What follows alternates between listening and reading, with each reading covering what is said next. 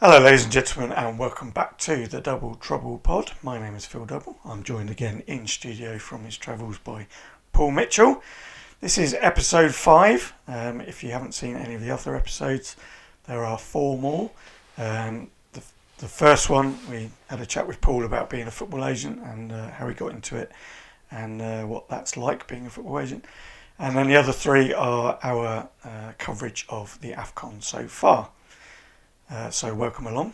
Feel free to subscribe if you're not already to the YouTube channel for more content like this, and we will get going with this one.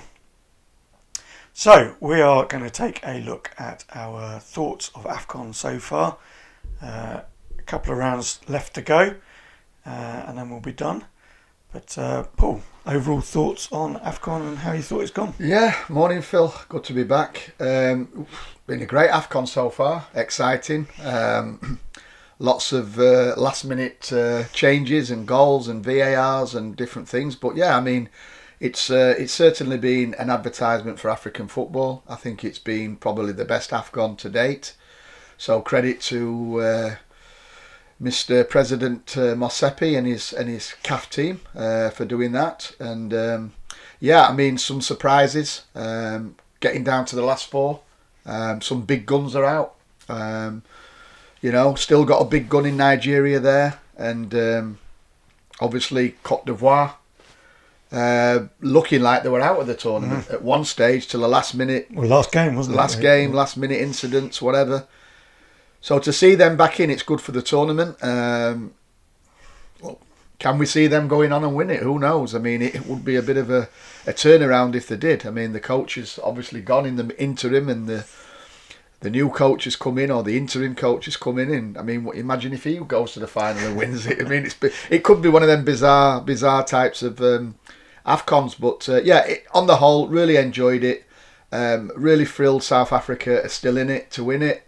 And yeah, I mean, South Africa are playing this afternoon, and yeah, let's see what happens. Yep, same for me as well. I think they've done really well in the heat as well. The last few games looks like it's been really sapping, especially the games that have gone to extra time. Could really tell that they've got very tired towards the end. But no, it's been a really good tournament. Enjoyed the games. Looking forward to the semi-finals and the final. So with that being said, let's have a quick look at the quarter-final recap. First game we had was Nigeria beating Angola 1-0. I think we were both on Nigeria. Yeah, I mean, look, for me, no surprise there. I mean, I said it early on about Nigeria. As soon as they sort of seemed to change their system, he went to a back 3. He got Lootman on the pitch more. So the front 3 becomes very, very attacking minded. And I think they're solid throughout. Difficult to break down, difficult to score against, given the setup at the back. But no surprise to see them against a valiant Angolan team, who as much as they won 3-0 against Namibia, I just thought the game went their way in that game with the red card for Namibia and the goal against the runner play. So no surprise to see Nigeria through. The next game was Congo versus Guinea. Congo won that 3-1. It was quite close until Congo pulled away at the end. But yeah, Congo getting through surprisingly from their group actually, and then have done quite well going forwards after. Yeah, that. I mean, Congo always strong, always got majority of the players playing in Europe at decent levels. It was a close game to call. Both sort of, Guinea, West African, and but both used to the conditions in the mainstream in terms of the heat and stuff. Both used to that in general. Was a very close game to call. Scoreline is a little bit deceiving, 3-1. You wouldn't have expected that. We did side with Congo, I wouldn't say no surprises, but it was a very close game to call. So yeah, Congo have gone through, and they'll be strong in the semi. Next game was Mali 1, Cote d'Ivoire 2. Both had a red card. Cote d'Ivoire getting through eventually. Yeah, again, very difficult game to call. I think we sided, if I remember rightly, on more Mali. I was you was Cote d'Ivoire, I was Mali. And yeah, I mean, Cote d'Ivoire started very poorly. Again, one of them sides on paper you look at and you don't go, wow, in comparison to years gone by, in my opinion. The change of coach has seemed to work in their favour to a degree. I don't know what's really gone on behind the scenes in regards to that. I think they looked like they were going out. I think even the fans thought they were going out. There was a little bit of trouble in parts, over that. So, look, they're there now, and they are the home nation. They're going to have the crowd on the side. It's partisan. It's going to be very difficult for the Congo in the semi-final. But, I mean, they're in it now to win it, Cote d'Ivoire, and I'm sure the whole nation is rooting for them. Yep, and the last game, Cabo Verde 0, South Africa 0, went all the way to penalties.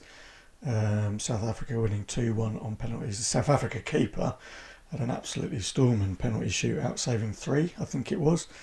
And a lot of misses.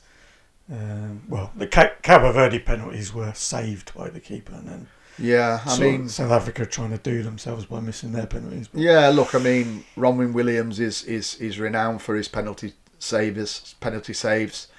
He's had a record of that over the years in big games. It is one of his strengths. He had a good game, did Ronwen. He saved the day. I thought South Africa rode the luck a bit in the game, to be brutally honest. I thought Cape Verde had the better chances.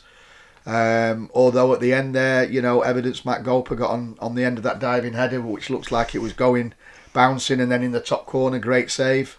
But then equally so at the end there, Ronwen Williams pulling off a great save, to deny Cape Verde onto the bar in the last minute. So I think in general South Africa rode the luck a little bit, but showed the mettle, the steel, the psychological side of the game to get it to extra time and penalties. And in penalties, I mean, they came through triumphantly, and great result for South Africa.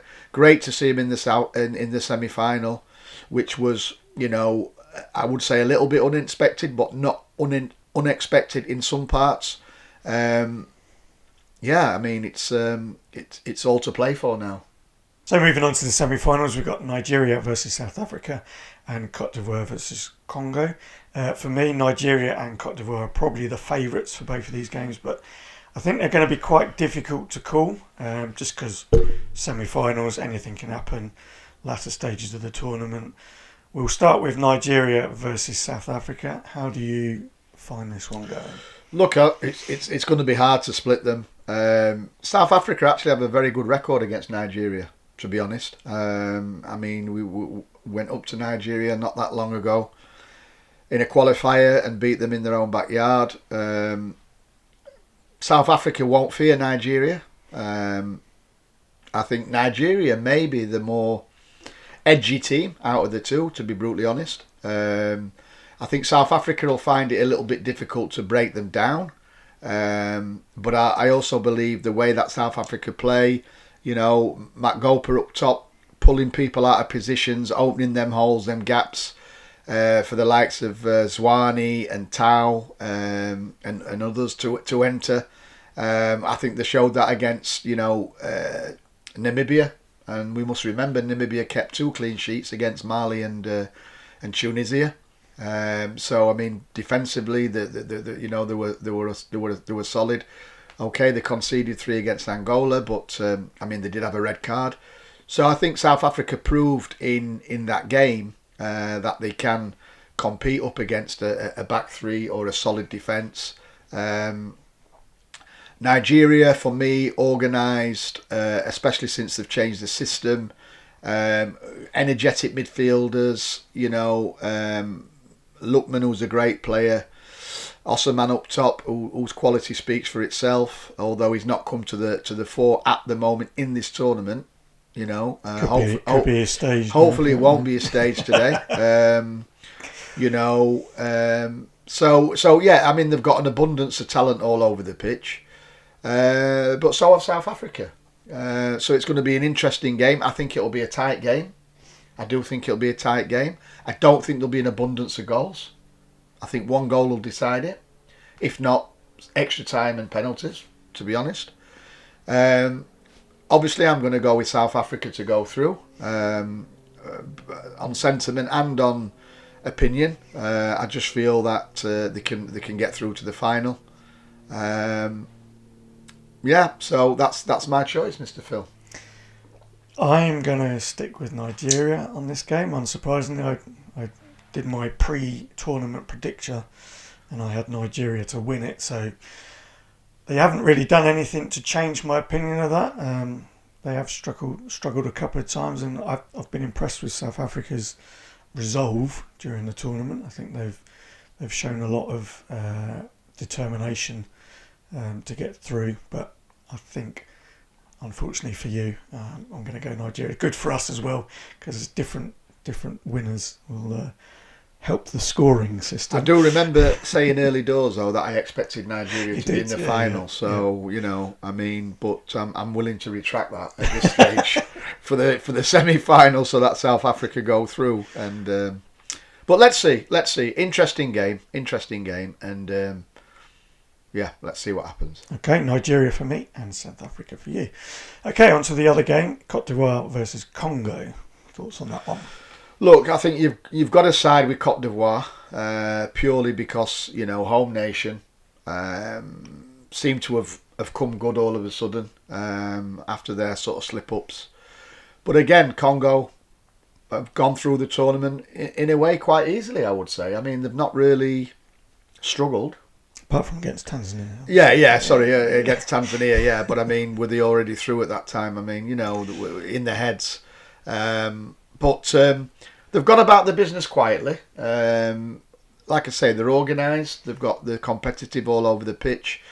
They've got players with experience, European experience, African experience. So it's a good mix. I'm going to go with Cote d'Ivoire. I'm going to go with the Cote d'Ivoire. I just think the home nation, partisan crowd, it's all set up for the Cote d'Ivoire to be in the final. Be great for CAF as well. So I'm just going to go with Cote d'Ivoire. Yeah, me too. Again, my pre-tournament prediction was Cote d'Ivoire versus Nigeria in the final, so I'm going to go Cote d'Ivoire. Just that last-minute goal in the Mali game really, I think, gave the whole nation a lift, not just the team. So I think they can carry that over. Cote d'Ivoire for me again in the final. Okay, so that's our predictions for the semi-finals. We do hope you enjoy the games. Hopefully they'll be good ones, full of lots of attacking play, although semi-finals can quite obviously be a little bit cagey, but hopefully they'll be good games. Don't forget to subscribe to the channel, give the video a like and share it with your friends if you haven't already, and we will see you next time for our final predictions. Thanks for watching. Goodbye.